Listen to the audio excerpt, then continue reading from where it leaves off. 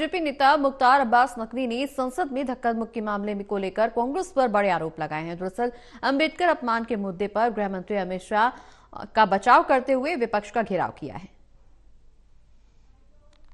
ये हार की हताशा में हुड़दंगी तमाशा है। अगर आपने देखा होगा कि इस दौरान जो है वो डायनेस्टी का डिजाइनर डिमॉन्स्ट्रेशन, अब इस डायनेस्टी के डिजाइनर डिमॉन्स्ट्रेशन में कभी ब्लू चोला तो कभी जो है वो बांग्लादेश और फिलिस्तीन का झोला लेकर के उन्हें लगता है कि देश के संसद, देश के संविधान और देश के लोकतांत्रिक मूल्यों और मर्यादाओं को हाईजैक कर पाएंगे। ये उनकी गलतफहमी है। और अगर उनको लगता है कि पीछे से धक्का और आगे से मुक्का करके वो देश के जो लोकतंत्र है उसको वो चोट पहुंचा पाएंगे, तो वो जो है इस गलतफहमी। जहां तक सवाल है कि पूरे के पूरे जो पार्लियामेंट में अमित शाह जी का रिप्लाई था वो तर्कों और तथ्यों से भरपूर था।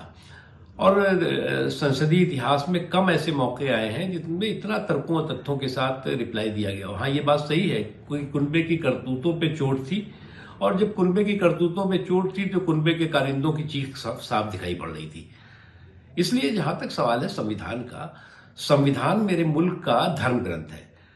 मजहबों के धर्म ग्रंथ गीता, रामायण, गुरु ग्रंथ साहब, कुरान, बाइबिल, ये तमाम हो सकते हैं और है, लेकिन जो है वो मुल्क का जो है, मुल्क के लोकतंत्र का धर्म ग्रंथ जो है वो संविधान है। इसके लिए किसी को प्रमाण पत्र की जरूरत नहीं है। और कांग्रेस पार्टी का जहां तक सवाल है, उसने भी बेदर्दी और बेशर्मी के साथ संविधान के साथ जुल्म और जुर्म किया है। वो इस मुल्क की, इस देश की हकीकत है। इमरजेंसी कोई नहीं भूला है, उसके बाद भी जिस तरह से उन्होंने किया है तो उसको भी कोई नहीं भूला है।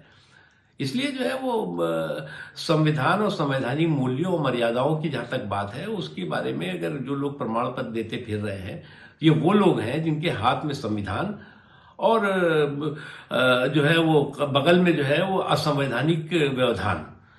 तो हाथ में संविधान और बगल में जो है असंवैधानिक व्यवधान की सोच लेकर के और देश के संवैधानिक मूल्यों, मर्यादाओं और लोकतंत्र को हाईजैक करने की जो लोग षड्यंत्र साजिश कर रहे हैं वो कभी सफल नहीं होंगे।